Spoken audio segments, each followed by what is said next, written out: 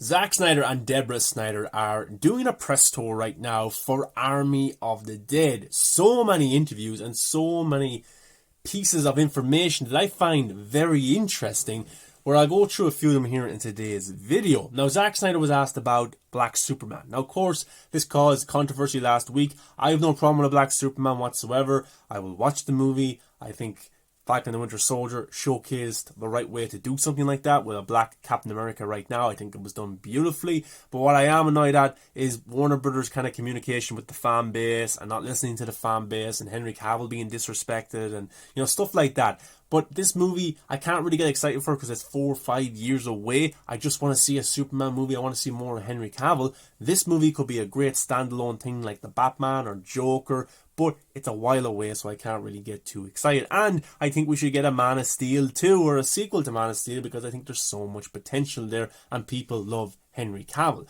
But Zack Snyder gave his thoughts on the Black Superman movie that's in development right now. And this is what Zack Snyder had to say. I'm interested to see what happens. It's a bold, cool, and probably long overdue move. But I love Henry Cavill as Superman. Of course I do. So Zack, given his blessing, he doesn't mind about the Black Superman movie whatsoever. I don't mind about it. I'm sure you don't either. But, Zack backing up his man, saying Henry Cavill is my Superman. Like, basically saying that Henry Cavill is the definite Superman. Why isn't there more movies with that guy right now? If it's in the Shazam verse, if it's a Man of Steel sequel, if it's Justice League 2, Henry Cavill should be utilised as Superman, because I think, in my opinion, he's the best Superman of all time. He just is the character. And this movie is a long time away. It really is. So I can't get excited because DC have kind of burnt me so many times in the past. They've announced project after project and I got excited for it, but it ends up not happening whatsoever. And also Zack Snyder was doing another interview, so many interviews, which is pretty awesome. And he was kind of asked about, Warner Bros. Not listening to their fan base. And Zack Snyder had this to say, which I thought actually pretty on the nose and pretty true. I think Hollywood is sometimes afraid of the fans because they don't want them to decide what movies to make. That's interesting. And a lot of it is the ego with Warner Bros. They don't want the fans telling them what to make, a Cyborg movie, Deathstroke show. They don't want us telling them.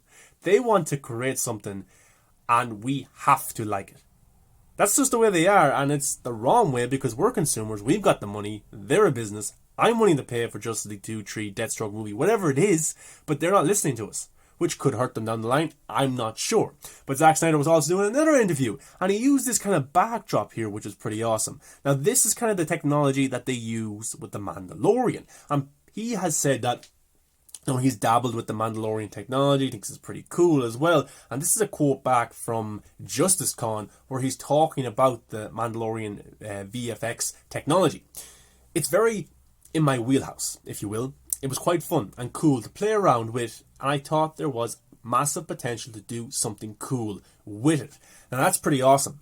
Now, look at that backdrop there. It looks like the nightmare timeline from Zack Snyder's Justice League. Now I know it's from Army of the Dead, but I think Zack could do amazing work with this technology, big time. Like, look at the Mandalorian and what they're able to do, and it feels kind of more real for the actors when they're acting in that environment, and I'm sure the directors as well. It's pretty cool. Now, Zack Snyder, I'm sure, could do the Nightmare timeline, Justice League 2, all on that kind of sound kind of setup stage, which is pretty awesome. But I think this is something that he's going to utilise big time going forward. Probably with Netflix if they have a studio like this, or maybe he'll end up working with Disney. I don't know. I just think there's so much potential right now with this technology. And I think Zack Snyder definitely wants to, get into it, because for the first time ever, Dawn of the Dead, or Army of the Dead, I should say, was digitally shot.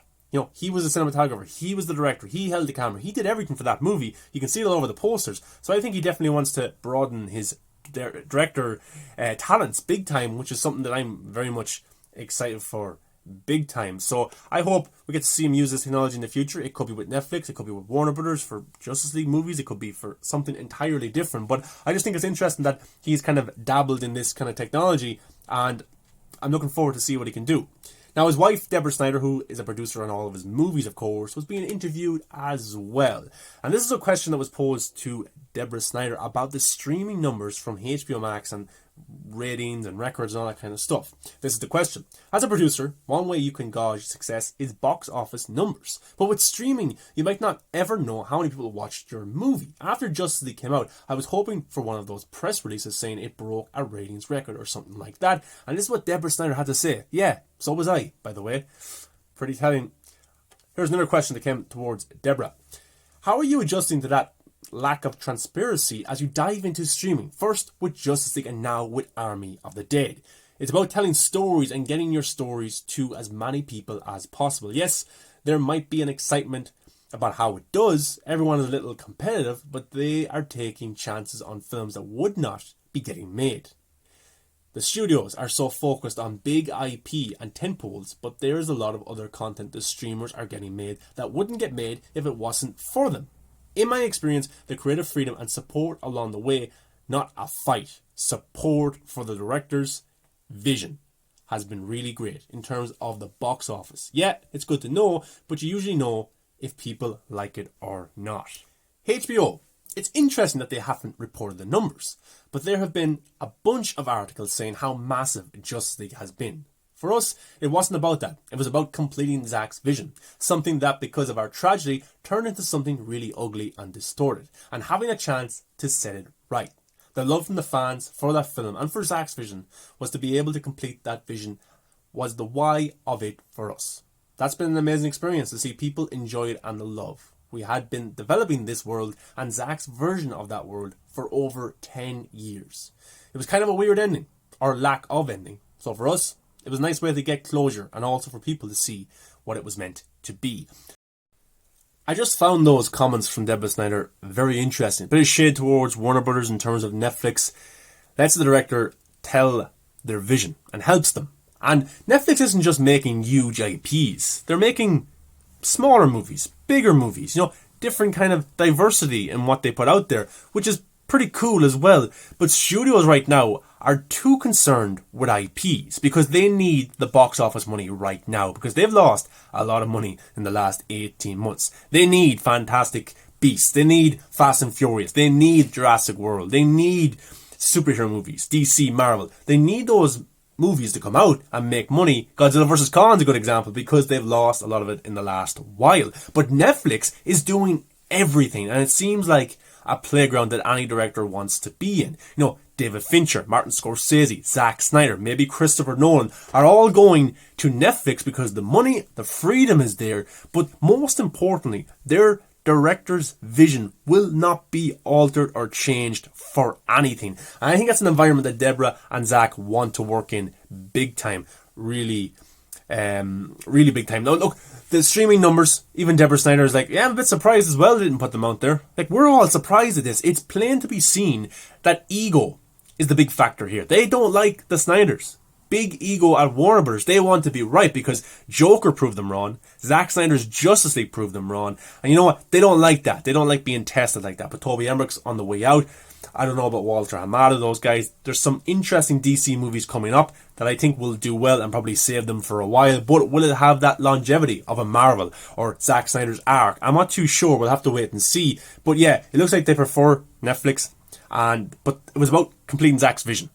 They probably never thought that the Snyderverse will be restored. They just want to get this movie out there and completed. Now, Jared Leto, I love Jared Leto. I think he was a big help in the Snyder Cut doing very well. The Little Things did pretty well also. I think that's because of Jared Leto. Like, not ultimately because of him, but I think he's a big factor through his music, through his...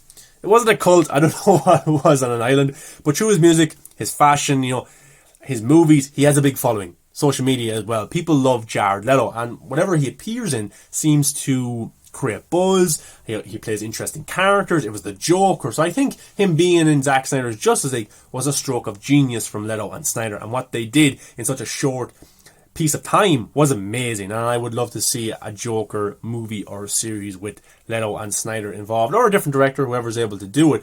But he always praises Zack Snyder, which I absolutely love.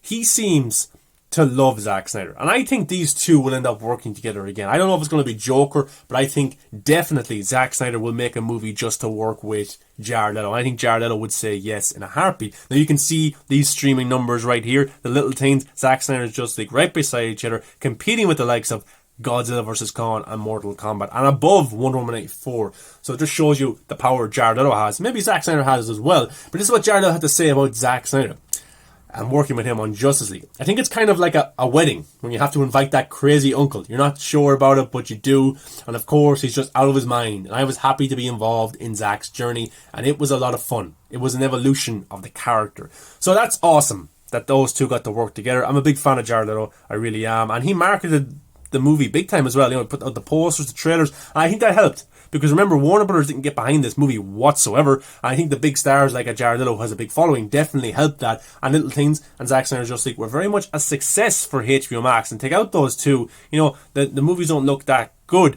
But Zack Snyder's Justice League, what did you think of Deborah Snyder's comments? Zack Snyder's comments about the situation as well. Do you think the Snyderverse will get restored? I'm not too sure. I'm looking forward to seeing Zack work with the Mandalorian VFX technology, and that should be fun as well. And Jared Leto always loves Zack Snyder. But guys, what's your thoughts on all this kind of information? Do you think we'll get more of the Snyderverse? Are you looking forward to Army of the Dead? And no streaming numbers out. It's definitely a vendetta against the Snyders. Guys, let me know below. Give a like, comment, subscribe. You can follow me on all the social medias. I appreciate it. Have a good day. Thank you.